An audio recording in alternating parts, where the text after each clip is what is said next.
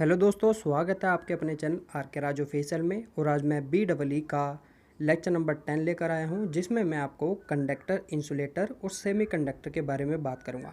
Normal भाषा में तो मैं इनकी डेफिनेशन बताऊंगा, लेकिन हम किसी भी पदार्थ का माइक्रोस्कोपिक लेवल पर उस पदार्थ को देखने पर कि वो किस प्रकार से कंडक्टर, इंसुलेटर या सेमी कंडक्टर का व्यवहार करता है, वो हम जानेंगे। ये चीज़ हम माइक्रोस्कोपिक लेवल पर तीन स्थितियों के द्वारा देखेंगे। पहली स्थिति होगी वैलेंस बैंड, दूसरी स्थिति होगी कंडक्टिंग बैंड और तीसरी स्थिति होगी फॉरबिडन एनर्जी गैप। आमतौर पर कंडक्टर को किस प्रकार से डिफाइन करते हैं कि जो पदार्थ अपने में से धारा को प्रवाहित होने देता है वो कंडक्टर होता है, या फिर हम कह सकते हैं कि जिसके अंदर फ्री इलेक्ट्रॉन्स की संख्या बहुत ज़्यादा होती है वो हमारा कंडक्टर होता है। कोई भी पदार्थ कंडक्टर तभी होता है जब उसमें फ्री इलेक्ट्रॉन्स हों। और इंसुलेटर को हम कैसे डिफाइन कर सकते हैं कि जो पदार्थ अपने में से धारा को बिल्कुल भी प्रवाहित नहीं होने देता, मतलब कि धारा का बहुत ज़्यादा अपोज करता हो, या फिर हम कह सकते हैं कि जिसमें बिल्कुल भी फ्री इलेक्ट्रॉन्स ना हो, मतलब जीरो इलेक्ट्रॉन्स हों, तो वो हमारा क्या होता है, वो हमारा होता है इंसुलेटर। और सेमी कंडक्टर जो होता है वो कुछ स्थितियों में तो करंट का फ्लो करता है अपने में से, लेकिन कुछ स्थितियों में करंट का फ्लो नहीं होने देता। मतलब हम कह सकते हैं कि जो सेमी कंडक्टर है वो इंसुलेटर और कंडक्टर दोनों प्रकार का गुण रखता है। आपके सामने मैंने कुछ ड्रॉ किया है, इसे मैं समझा देता हूँ ये क्या है। देखो, जब किसी भी पदार्थ को हम माइक्रोस्कोपिक लेवल पर या फिर हम माइक्रोस्कोप से देखेंगे तो उस पदार्थ के सबसे छोटे पार्ट परमाणु को देखेंगे। तो मैंने परमाणुओं का कुछ समूह लिया है। यहाँ पर मैंने 3 अलग अलग परमाणुओं के समूह लिए हैं। इससे हमें पता चलेगा कि कोई भी पदार्थ कंडक्टर, सेमीकंडक्टर तथा इंसुलेटर की तरह व्यवहार कैसे करता है। इसी व्यवहार को समझने के लिए हम इन तीनों स्थितियों को बैंड थ्योरी के सिद्धांत से समझेंगे, जिसमें वैलेंस बैंड, कंडक्टिव बैंड तथा फॉरबिडन एनर्जी गैप, इन तीनों से इंसुलेटर, सेमीकंडक्टर तथा कंडक्टर को डिफाइन करेंगे। अब हम बात कर लेते हैं कि किसी भी पदार्थ में करंट फ्लो होने के लिए, धारा फ्लो होने के लिए सबसे महत्वपूर्ण चीज़ क्या होती है, तो वो होता है हमारा फ्री इलेक्ट्रॉन्स। फ्री इलेक्ट्रॉन जहाँ पर होंगे वहाँ पर हमारी धारा फ्लो होगी। अब हम पदार्थ के सबसे छोटे पार्ट को देख रहे हैं, जो कि परमाणु है, जिसके चारों कक्षाओं में इलेक्ट्रॉन्स घूम रहे हैं। ये इलेक्ट्रॉन्स अपनी कक्षा में घूमते रहते हैं क्योंकि इन पर नाभिक के बल लगा होता है, जो कि इन्हें अपनी कक्षा से बाहर नहीं जाने देता, और यह बल इलेक्ट्रॉनों को अपनी ही कक्षा में घूमने देता है। इसलिए इन इलेक्ट्रॉन को हम वैलेंस इलेक्ट्रॉन कहते हैं। तो हम ये सब इलेक्ट्रॉन्स को मान लेते हैं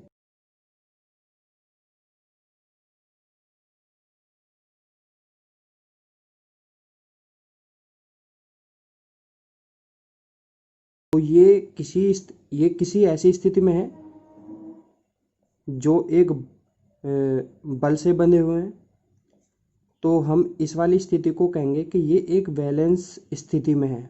वैलेंस बैंड स्थिति में कहना अच्छा रहेगा। ये एक वैलेंस बैंड वाली स्थिति में है, जिससे हम वैलेंस स्थिति कहेंगे या वैलेंस बैंड कहेंगे। सही है।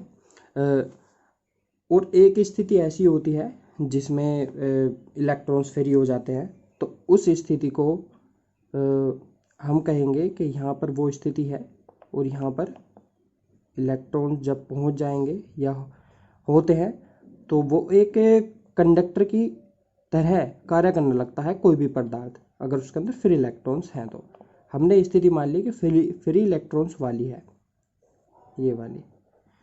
अब देखो, ये हमने बताया कि ये हमारा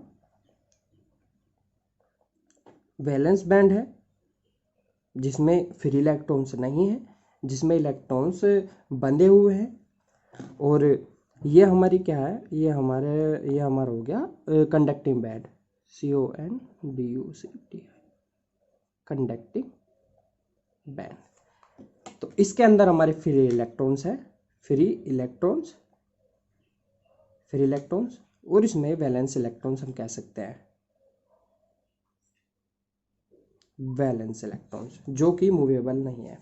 अब ये जो बीच में गैप दिख रहा है, इसे ही हम कहते हैं फोरबिडन एनर्जी गैप।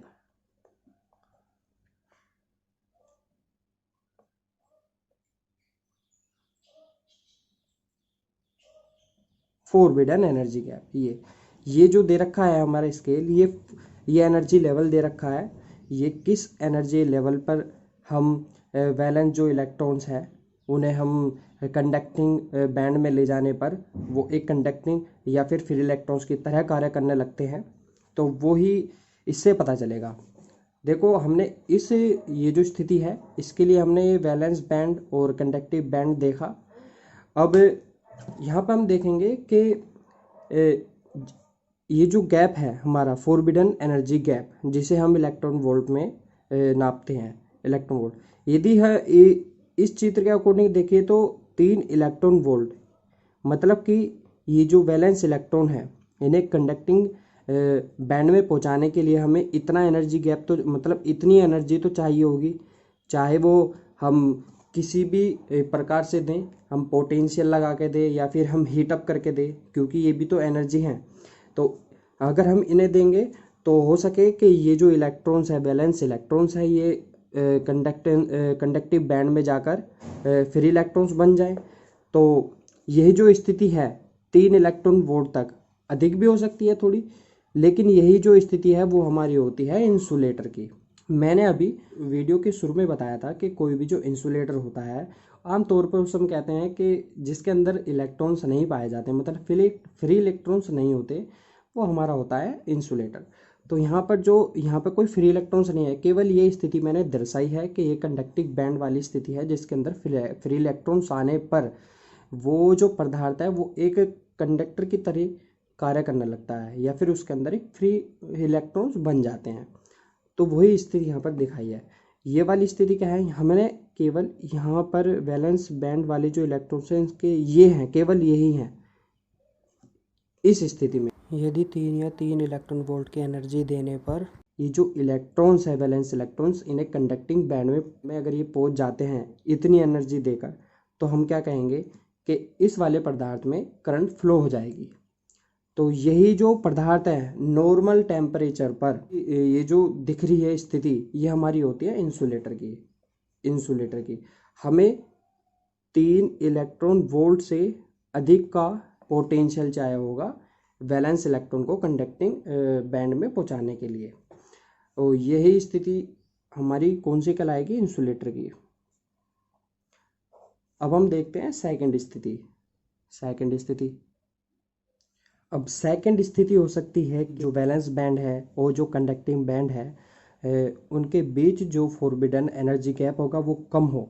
तो यहाँ पर हम मान के चलते हैं वो 1 इलेक्ट्रॉन वोल्ट के आसपास है, 1 इलेक्ट्रॉन वोल्ट और 2 इलेक्ट्रॉन वोल्ट के बीच में है। तो यहाँ पर क्या होगा कि जो वैलेंस इलेक्ट्रॉन्स होंगे इन्हें कंडक्टिव बैंड में, मतलब कि जो वैलेंस बैंड में इलेक्ट्रॉन्स हैं उन्हें हम फ्री इलेक्ट्रॉन्स बनाने के लिए इतनी एनर्जी की आवश्यकता होगी, चाहे हम इस एनर्जी को हीट के फॉर्म में दें चाहे पोटेंशियल के फॉर्म में दें। तो यहाँ पर कम एनर्जी है, इसके मुताबिक यहाँ पर बहुत ज़्यादा है और यहाँ पर बहुत कम है। तो हम कहेंगे कि ये तो इंसुलेटर था और ये हमारा सेमीकंडक्टर है जिसके अंदर इंसुलेटर और कंडक्टर की मैं भी बात करूँगा, इसके दोनों ही गुण पाए जाते हैं। तो ये हमारा हो गया सेमी कंडक्टर। तो ये हमारा हो गया सेमी कंडक्टर। अब हम बात करेंगे तीसरी कंडीशन की। यहाँ उपस्थित जो परमाणु हैं, नाभिक, इनके चारों ओर जो कक्षाएं, इनमें फ्री इलेक्ट्रॉन्स नहीं है, इनमें वैलेंस इलेक्ट्रॉन है। तो यहाँ पर ये स्थिति होगी, ये एक वैलेंस बैंड होगा जिसके अंदर वैलेंस इलेक्ट्रॉन्स होंगे और ये जो होगा ये हमारा होगा कंडक्टिंग बैंड। ये जो वैलेंस इलेक्ट्रॉन्स होंगे ये क्या होंगे, ये इसमें एक नाभिक बल से बंधे होंगे, मतलब ये बहुत सारे नाभिक के बल से बंधे होंगे, ये बाहर नहीं जा सकते हैं। मैं लिख देता हूँ, ये वैलेंस बैंड है, वैलेंस बैंड, और ये हमारा कंडक्टिंग बैंड। Conducting band. अब देखो कंडक्टिंग बैंड जो है और जो वैलेंस बैंड है, ये दोनों एक स्थिति में ओवरलैप होते हैं।